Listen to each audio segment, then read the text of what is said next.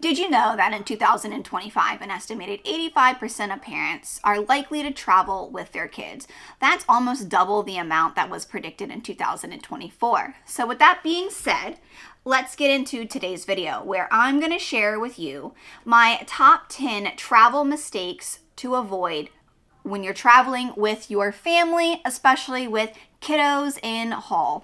These are all mistakes that I have made and learned from, that other parents I know have made and learned from, and I have scoured the internet for other people too who have made the same mistakes and have wanted to know the best way to travel and tips and tricks and hacks. So, our little drum roll as we start this out, I would say I do have 2 bonus tips that I will share with you at the end of this video, so stay tuned because you'll end up with 12 tips to avoid for traveling in 2025. So my first one would be do not wait last minute to plan. Planning and delaying your planning to last minute is 1, stressful.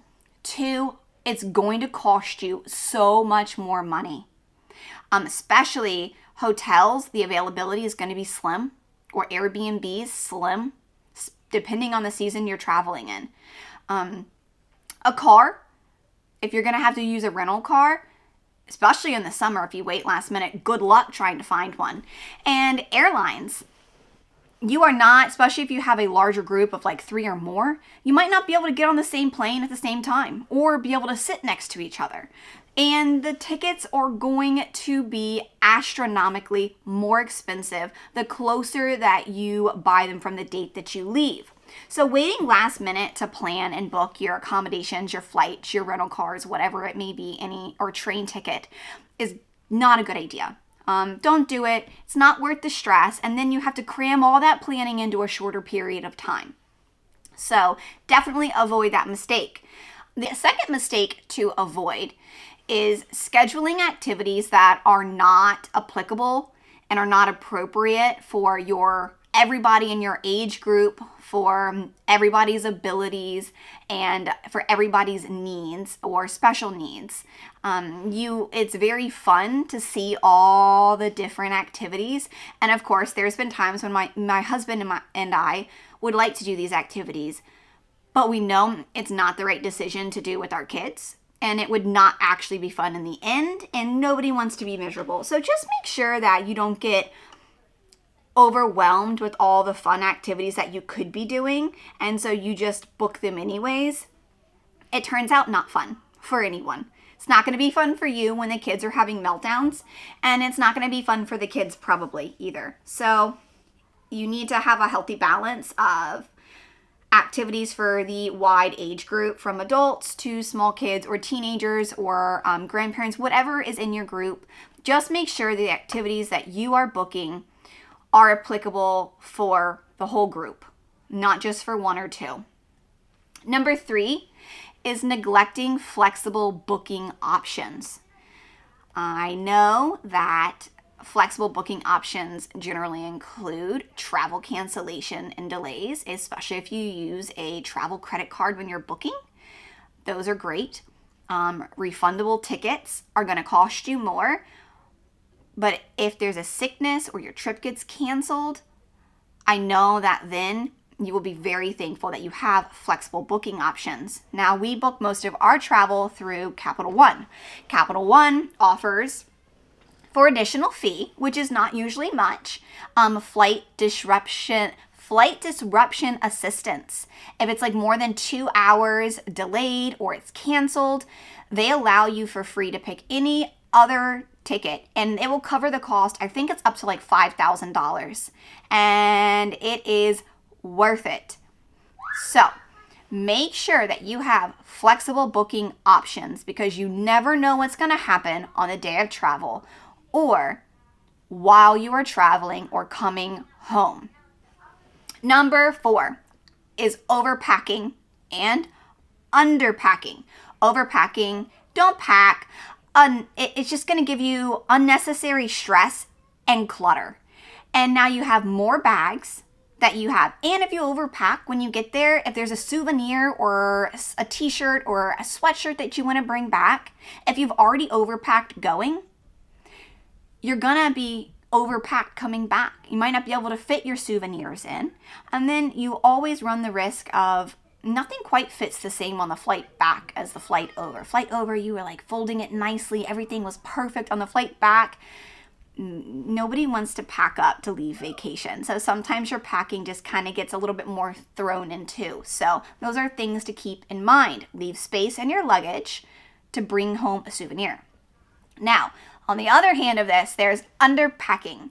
Underpacking is great, especially if you are in an Airbnb or Vrbo and you have a washing machine. Now, if you are traveling to Europe or a different country, a big thing to consider that we have learned is make sure that you have a washing machine. If you're going to pack for less days, you can wash your clothes.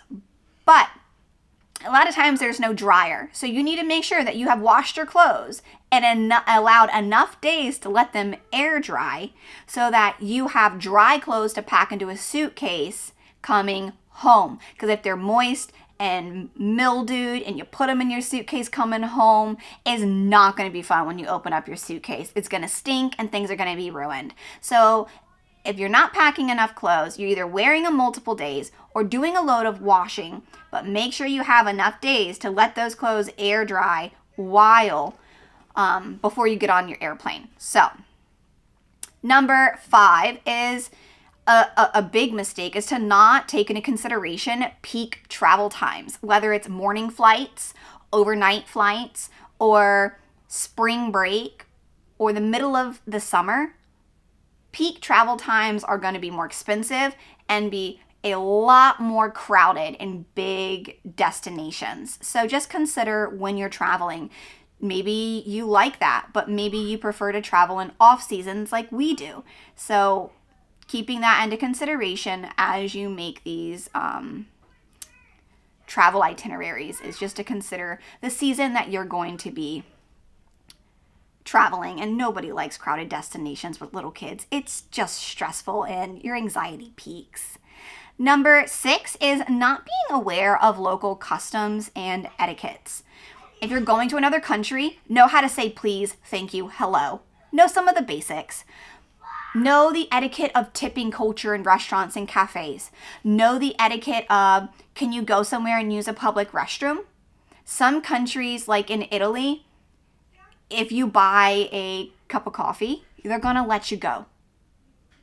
In Amsterdam, in the Netherlands, we learned it the hard way. People will tell you no, but then you actually find out it's actually illegal for them to deny you the right to the restroom if you're a citizen. Well, not a citizen, but a person walking. So Amsterdam, they're not allowed to deny you the right to go to the restroom in their restaurant or whatever it may be. So know that.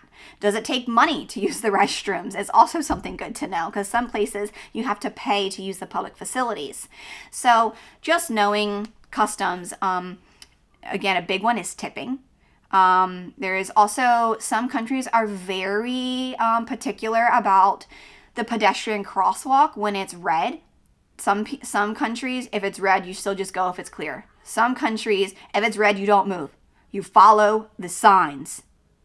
So there are different just cultures and etiquettes, and some countries have really weird, unique laws of what you're allowed to bring in and out of the country. So being aware of the customs and the etiquettes, especially if you're going out of the country, is just some basic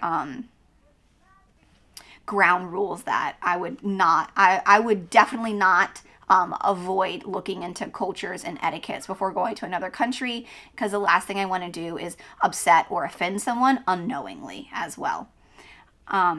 Let's see. Number 7 is a healthy balance when planning your itinerary. I have never used a travel agent. I have planned all of my family's itineraries. I love planning itineraries. If you want to see any of our itineraries for any states that we've gone to or any countries, I would love to share them with you or help you plan yours. So let me know if that is something that you would like to see, what I've done, and how I come up with them. I love geeking out on Excel spreadsheet and putting together itineraries and finding little hidden gems. So back to this. Balancing your itinerary is important. Too much of a cram-packed itinerary will just slow you down. It makes you come back from your vacation feeling not rested or refreshed. And sometimes it's just too much. Everybody's cranky and tired. And then on the other hand, if you have no itinerary, you sometimes have too much idle time that you wander around going, what do you want to do? Where do you want to eat? And then you've wasted a whole day. So sometimes your time can go to waste by not having an itinerary because you don't know what to do and you spend all your time researching while you're there. I like to have 1 or 2 things every day to do and then have some free days as well, with backup ideas that I've already researched, so we can quickly say, okay, we already know we want to do maybe some of these things. Let's see if we want to do one of these today. And I always do breakfast, lunches, and dinners. I look ahead, and if it's a crowded destination, I make all dinner reservations ahead of time. We did that for Italy, so we could just walk into our reservations. Breakfast and lunch, no reservations, but I do put different options. And in my itineraries, I say, this is how long it is on the tram or the train. This is how long it is, or the metro. This is how long it is walking from where we're staying. And this is how far away it is in like an Uber or a taxi. So I already know this is where we want to go for breakfast. This is how far we want to walk. And that is how we do it. So healthy balance, not too cram-packed, but not too much idle time, and the sweet spot in between is key. And I have definitely learned this over the years of planning and mistakes. So avoid that pitfall. And number 8, road trips. It is a waste if you do not plan your road trip breaks around something that everybody can kind of get out and do. It doesn't have to be anything big, but a local park is awesome. In other states, their rest stops are pretty incredible. They're way better than the ones we have here in Virginia. So keeping that in mind, plan your rest stops a little bit. We have it's called Road Trippers. It's an app on our phone. I use that when we do road trips, and it helps us just plan out every few hours where we want to walk, where we want to go. So you can do it based on shopping, outdoor adventures, rest stops, restaurants. And so I do plan our road trip stops, and I try to make most of the time as we can, whether it's a food stop or just something fun to get out and do, or a local park with some other things to do that's maybe like in the center of like a downtown area, so we can walk over, grab a bite to eat, and then let the kids get out and go run at the park before we get back in the car. That really works out wonderful. So plan your break times with great locations and things to do. Number 9, avoid bringing the wrong shoes, especially for you and your kids. Not bringing the right shoes is a make it or break it. Don't bring brand new shoes that you have not broken into yet. That is not going to be fun. You're going to get blisters. They have these little Band-Aids that are specifically for the backs of your shoes, where your foot, it always like rubs that skin. They have special Band-Aids just for that. I don't travel without them, because I always end up needing them no matter what. So make sure you have Band-Aids for your shoes, especially for you and the kids, because you never know when they're going to get a blister, and nobody wants to be on the side of the street with a blister and a crying kid and they can't walk anymore. Make sure they're broken into. Hopefully they have good soles. Think about the location where you're going to be. Is it going to be in the mountains? Are you going to be hiking? Are you going to be in the city? Are you going to be at the beach? And don't bring shoes that you're not going to wear. You don't need flip-flops in the mountains, and you probably don't need those shoes at the beach. So just pack light and make sure that you have one pair of shoes that's really worth it. That's comfortable, that's easy on your feet, and that's broken in. And consider, if you are going in the wintertime, cold and wet feet are not fun. We use wool socks, but we have the thin everyday wool socks with usually a waterproof and slip-resistant sole. And our kids have fur-lined boots a lot of the times. Just wet and cold feet are miserable. We had that in Amsterdam. It was raining and we had a 2.5 hour Holocaust World War II walk, and it was windy, 30 degrees outside, and raining the entire time while we did this. Everybody's feet were drenched. We were soaked. We ended up buying umbrellas on the side of the road. So just know your weather and what you're going into. Make sure that you have the right shoes for the activities and the locations that you're doing and going to. Number 10, don't book flights with tight layovers. It's not worth it because odds are you're then going to have to switch to a different terminal, which takes like an absurd amount of time in trams and everything else. Terminal changes are the worst. If you have a tight layover, prepare to run. Dad's grabbing everybody. Kids are on their own, and you're just going. You just got to get through it.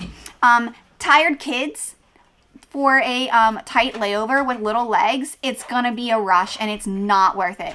Minimum 2-hour layover is what we do. Hour and a half is great, but if that first plane is running late, that hour and a half is nothing, especially for an international flight. They start boarding an hour ahead of their takeoff time. So you are really going to make it tight. We do 4 hours is kind of a lot, but 2 to 3 hours is a great sweet spot for a layover, and we have some that are 4 hours. So don't do a tight layover. I know in the grand scheme of things, no one wants to sit at an airport the whole time, but rushing to make sure you don't miss your flight is just not worth the price and the stress of running through an airport. It's not worth it.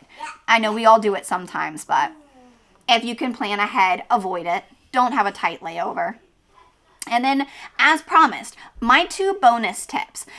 My first one, so it would be my number 11, is don't forget to claim your travel rewards. Your loyalty points, whether you're staying at certain hotels, I have a visitor, certain hotels or certain flights. And don't forget to use your credit card points. If you have credit card points, use them for flying, use them for accommodations. If you book a rental car through them, you're probably going to get points back too. Use your points and loyalties. It's worth it. And my second bonus tip for my number 12 is don't forget your travel medicine bag if you're traveling as a family with little kids. Don't do it. If you bring it with you, you won't need it. If you don't bring it and you forget it, you're going to need it. And oh mama, it is not fun. I will never travel without our nausea throw up bags, the ones you get from the hospital. Never going to travel in a car or airplane without them or without nausea medicine. Whether that is Dramamine or Zofran, or there's a new natural one we just found that hasn't worked as well, but we're trying the natural stuff. Mama, do not travel without that. Okay? It's not worth it. It's not. Bags leak and everybody gets car sick or plane sick, motion sick, whatever it is, boat sick, whatever, train sick. It's not worth it. Don't travel without it.